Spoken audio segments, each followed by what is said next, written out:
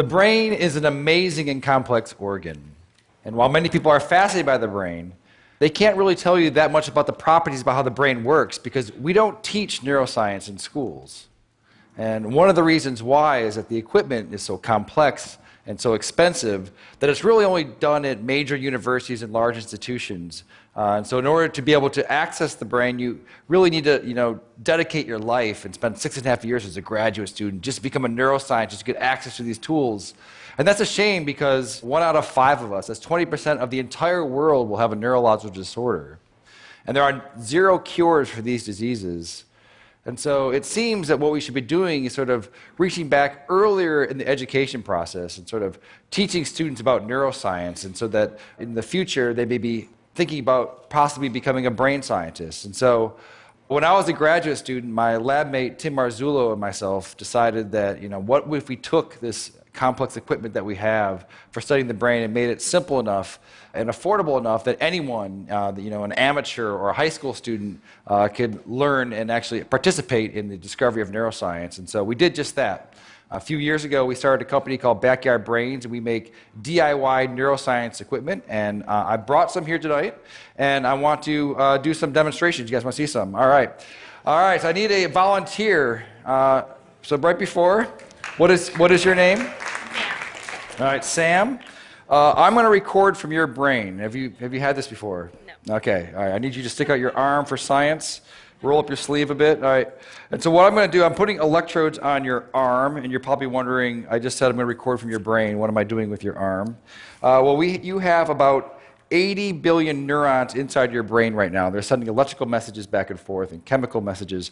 But some of your neurons right here in your motor cortex are going to send messages down when you move your arm like this. It's going to go down across your corpus callosum, down onto your spinal cord, your lower motor neuron, out to your muscles here. And that is electrical discharge. It's going to be picked up by these electrodes right here. And we're going to be able to listen to exactly what your brain is going to be doing. So I'm going to turn this on for a second. Have you ever heard what your brain sounds like? All right, let's turn it on. So go ahead. Go ahead and squeeze your hand. All right, so what you're listening to, so this is your motor units that are happening right here. Okay, so let's take a look at it as well. So I'm going to stand over here. And I'm going to open up our app here. So now I want you to squeeze. Yeah, so right here, these are the motor units that are happening from her spinal cord out to her muscle right here. And as she's doing it, you're seeing the electrical activity that's happening here. We can even click here and try to see one of them. So keep doing it really, really hard. Yeah, so now we've paused on one motor action potential that's happening right now inside of your brain. Okay. Do you guys want to see some more? All right. That's interesting, but let's get it better. Okay. I need one more volunteer.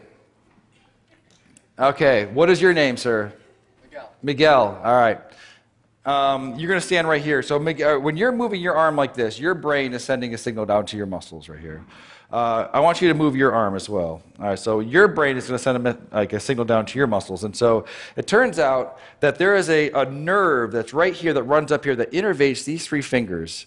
And it's close enough to the skin that we might be able to stimulate that. So that we can do is copy your brain signal that's going out to your hand and inject it into your hand so that your hand will move when your brain tells your hand to move. And so in a sense, she will take away your free will, and you will no longer have any control over this hand, okay? You with me? All right, so I just need to hook you up. All right, so I'm going to find your ulnar nerve, which is probably right around here. You don't know what you're signing up for when you come up and... So now I'm going to move away, and I'm going to plug it into our human-to-human interface over here. Okay, so Sam wants you to squeeze your hand again. All right, do it again. All right, perfect. So now I'm going to hook you up over here so that you get the stimulus. It's going to feel a little bit weird at first. This is going to feel like a, when you lose your free will and someone else becomes your agent, it does feel a bit strange. So I want you to relax your hand. All right, and Sam, you're with me? All right, so you're going to squeeze. I'm not going to turn it on yet, so go ahead and give it a squeeze. All right. So now, are you ready, Miguel? Ready as I'll ever be. Okay, so I've turned it on. So go ahead and turn your hand. Do you feel that a little bit? No. Okay, do it again. No, a little bit. A little bit. Okay, so relax. No, hit it again. Okay. Oh, perfect, perfect. All right, so relax. Do it again. All right, so now. All right, so right now, your brain is controlling your arm, and it's also controlling his arm. So go ahead and just do it one more time. All right, so that's perfect. So now, what would happen if I took over my control of your hand? And so just relax your hand. What happens? Nothing. Why not? Because the brain has to do it. Now you do it again. All right, that's perfect. All right, well, thank you guys for being such a good sport. This is what's happening all across the world, electrophysiology. And we're going to bring on the neural revolution. Thank you.